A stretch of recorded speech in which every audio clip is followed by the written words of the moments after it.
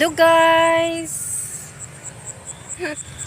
Andito ngayon ang pilingirang singer sa may palayan. Ayun. Kasi tiningnan ko yung yung tinanim namin dito na melon at saka kalabasa. Ang dami naming tanim dito na melon, kalabasa at saka munggo. So ayan, ipakita ko sa inyo. Ayan. So ayan, yung watermelon. Watermelon ba to? Hindi ko to. So ayan, ang tataba nila. Ayan, ang tataba nila.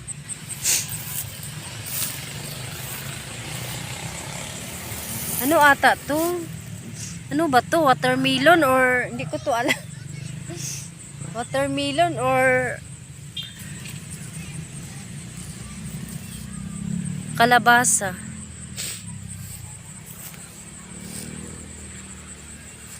Kasi tapos ng anihan, ito na naman. Discarte lang kung ano ang pag-isipan. Ayan. Magtanim-tanim.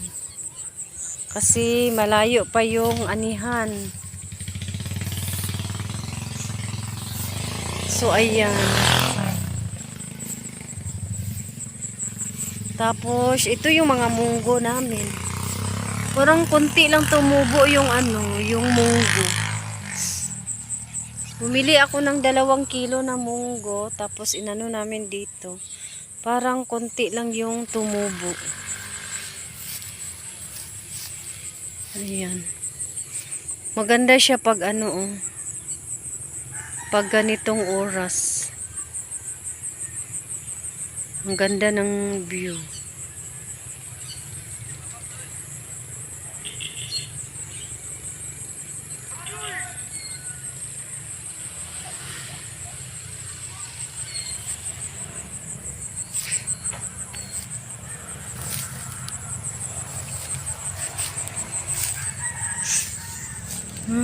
Ito siguro yung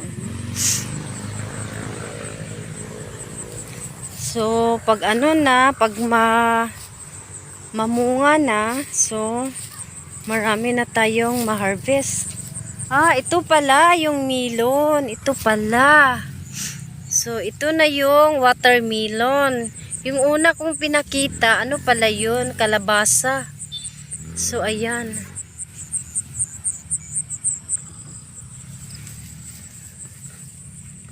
Pag maano na to, pag mamunga na, ayan, kakain na tayo ng watermelon. Pero mura ang melon ngayon dito sa amin. Yung kilo ng melon dito, tag 20 pesos ang kilo. Ang kalabasa, tag 30 ang kilo. Mas mahal pa yung kalabasa kaysa melon. So, ayan, marami to sila eh. So guys, hanggang dito na lang ang vlog ni Pilingirang Singer. So, thank you for watching guys. Bye!